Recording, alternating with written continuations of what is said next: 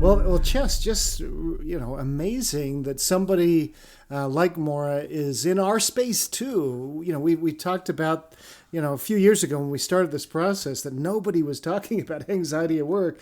And now we've got Maura putting out a book, The Anxious Achiever, a podcast where she's interviewing, in many cases, celebrities, etc. And I just love that she's saying, now after the pandemic, if there's a silver lining, we can talk about this subject. Yeah. And that she was so open and vulnerable about her bipolar too. Yeah. I loved when she talked about her personal disciplines. We do that always at the very end. She really upfront, hey, I take my medication, I go to my therapist. Mm-hmm. Exercise for me is more important than sleep. Very open about it, that, therapy is a good thing, mm-hmm. that it took her a while to get her meds right. So often, people can get frustrated that it doesn't work right away. And so they ditch that. And I really appreciated her being just so vulnerable. The other one is that perfectionism is a habit.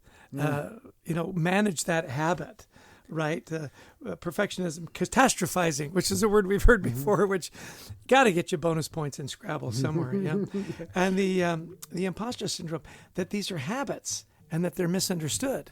And you've got to manage those habits, which I thought was really insightful. Because sometimes we think, I'm a perfectionism, I can't do anything about it. Not true. I think that's a really good point. Because as she says, anxiety drives not only perfectionism, imposter syndrome, pushing ourselves, workaholism, a lot of things. And we tend to make that part of our culture.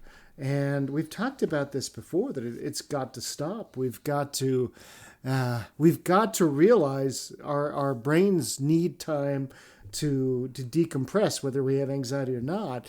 But her point is, look, every manager is anxious. We pay them to be anxious.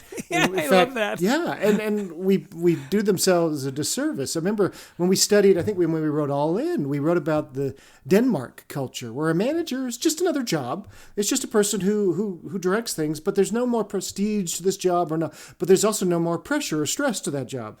In North American cultures and many Western cultures, we put so much pressure on that manager to be perfect, to see everything down the pike. You look at sports teams. Who's the first person to get fired if they have a bad season? It's not the star athlete. It's the person who's managing them, right? It's the coach.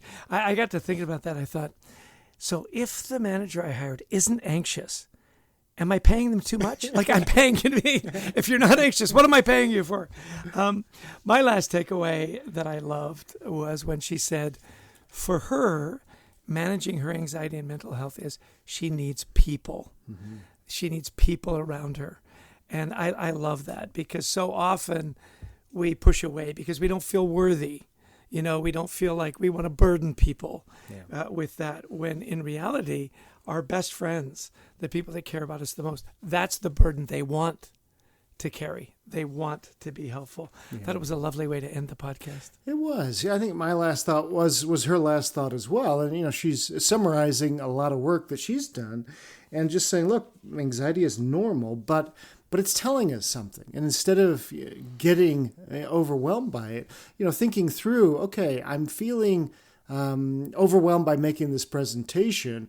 What's that telling me? Am I not prepared? Do I not know the subject? Is there something going on behind the scenes? Am I worried about somebody in the room? What can I do beforehand? And you play this role of detective to figure out, why is this causing this? And is this something that I should process or something I should just let go? And that's what great detectives do. They take in all the information before they make decisions. Instead of, it must be Stan's in there. Stan always makes me nervous. No, there's something else going on. You keep digging until you really figure out what's going on. That's really powerful. Yeah, the curiosity piece. Yeah. Well, as always, we want to thank our wonderful producer, Brent Klein, who takes the mess that we put together in these pre-records and makes it sound wonderful and engaging and spectacular. And, of course, Christy Lawrence, who helps us find all these amazing guests. And all of you that tune into our podcast. We so appreciate everybody's busy that you would take the time. We don't take that for granted. We certainly do. We also love to speak on anxiety, culture, leadership. So, please give us a call. We'd love to talk about your event, whether it's virtual or in person. Pick up a copy of our book, Anxiety at Work, and don't forget to visit thecultureworks.com for some free resources.